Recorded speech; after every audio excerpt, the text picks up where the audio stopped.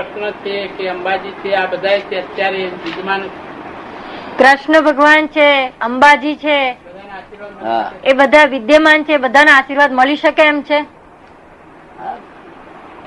એવું છે ને, જે જેનું આરાધન કરે તેનું ફળ તો મળે જ અવશ્ય.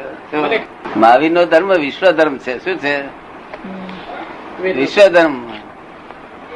એ તો બધાને એક્સેપ્ટ કરે છે, બધાને એક્સેપ્ટ કરે છે. એક અંશ ધર્મ થી માંડીને 360 સુધીના અંશના બધા અંશને સ્વીકારનારો એ મહાવીર નો ધર્મ.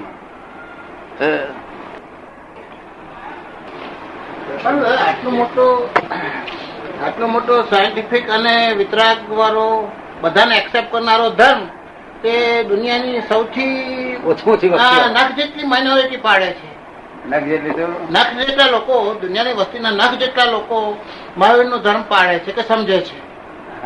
તો અને આ ધર્મ તો તમે એટલો મોટો કહો છો અને તમે જે સમજાવો છો 360 ડિગ્રીની, એ તો યુનિવર્સલ એપ્લિકેબલ છે. બધી જગ્યાએ એપ્લિકેબલ ધર્મ તમને સમજાવો છો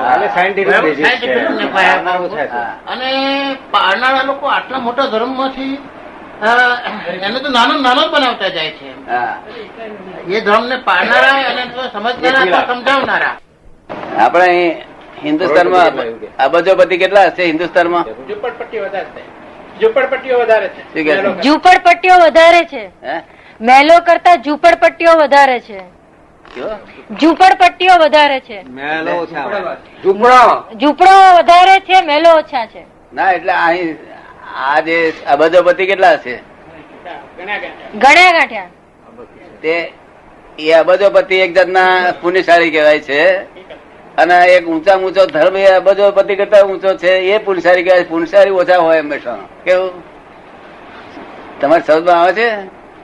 આ ધર્મ જ કેવી રીતે આ ભાગ્ય જ ના આવે ને કોઈને. એ તમને સમજાયું? સુરત તો બધા કૃપા કરે છે ને. સુરત છે, સુરત ની કૃપા ગરીબ થી મળીને બધાના ઉપર હોય છે. તો મહાવીર ભગવાન ના જ્ઞાન ની કૃપા બધાના ઉપર સરખી જ મળવી જોઈએ.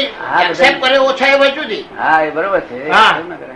તો પણ પછી આ તો એવું છે કે આ તો મહાવીર ભગવાન ને પોતાના ધેરામ પૂરી દીધા. ઓળખે ને, ઓળખનારા ઝવેરી નીકળે ને થોડા ઘણા. પણ નહીં એમને ઓળખનારા પણ જે ઓળખતા હોય, ઝવેરી હોય, એ તો કે આ સુરત છે, બધાને હિન્દુ મુસલમાન ક્રિશ્ચન બધાને લાગુ પડે એવો છે.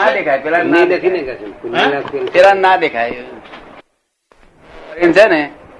એ બધા ફોરીન ને આપણે એમ જ કહીએ કે પુનર્જન્મ છે તો આપણને પાછા કાઢી મળશે. તમે કે શું કહ્યું? કારણ પુનર્જન્મ સમજમાં નથી આવતો એમને, એટલી વિચારણા નથી કરી. તો બીજી વિચારણા તમને ઉપર હોય છે રીતે. મને બહારના લોકોની વાત છોડો. હિન્દુસ્તાન જેમ કે અમે હું હોઉં કે ભાઈ હું વૈષ્ણવ હોઉં, હું તમારી પાસેથી આવીને પછી મહાવીર ભગવાનને એક્સેપ્ટ કરતો થયો. પણ મહાવીર ભગવાનનો કોઈ ચેલો જોઉં તો ભાગી જ જવું. એની જોડે મહાવીર ભગવાનનો કોઈ ચેલો હોય અને એ વાત કરે તો ભગાડી દેતા હતા. તો તમારી પાસે જ્ઞાન આવ્યું ત્યાર પછી અમને ખ્યાલ આવ્યો. એવું છે ને, મહાવીર ભગવાનનો એમના કાળ થયા પછી જે આ ક્રમિક માર્ગ હતો એ બધો આખો સડી ગયેલો છે. શું છે?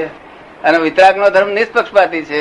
હું નિષ્પક્ષપાતી બોલું એટલે તમે બેસો અહીંયા આગળ. પણ એ વિતરાગ એટલે નિષ્પક્ષપાતી એ વાત તો કોઈ જૈન પાસે અત્યારે મેં જોઈ નથી. એ કેમ અમારી પાસે આવ્યું?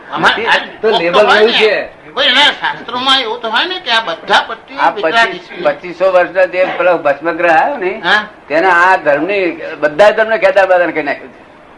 દરેક ધર્મ ને ખેદાર મેદાન કરી નાખ્યું છે. સમજો ભસ્મગ્રહ મહાવીર ભગવાન બધા ઓળખી જાત ને. મહાવીર ને ઓળખાવામાં જ ભૂલ થયેલી છે. મહાવીર ભગવાન ને ઓળખાવામાં જ ભૂલ થઈ છે. એમના કાળમાં મહાવીર ભગવાન ને આ રીતે ઓળખેલા નહીં. એમના કાળમાં જે માણસો છે મહાવીર ભગવાન જયારે વિદ્યમાન હશે એ તો બધા ઓળખેલા. અમુક માણસો બધા બહુ ઓળખેલા અને અમુક માણસો નહીં ઓળખેલા ત્યારે બધા ટીકાઓ કરેલી. ના, પણ જેને ઓળખેલા હોય એને એના શાસ્ત્રોમાં, જૈન શાસ્ત્રોમાં આ ધર્મ સંપૂર્ણ નિષ્પક્ષપાતી છે, તો જેને સાયન્સમાં ઓબ્જેક્ટિવ છે ટોટલી એવું જે કહે છે એ જાતની વાત કોઈ શાસ્ત્રોમાં કેમ નહીં લખી? શાસ્ત્રો આપણી પાસે જેવા જોયેલા રહ્યા નથી. આપણે પછી બધા કેટલા દુકાળો ગયા ને, 12 દુકાળો સાથે પડેલા હતા ને, તેમાં બધું અફે દફે થઈ ગયું છે. બધું મૂળ વસ્તુ રહી નથી.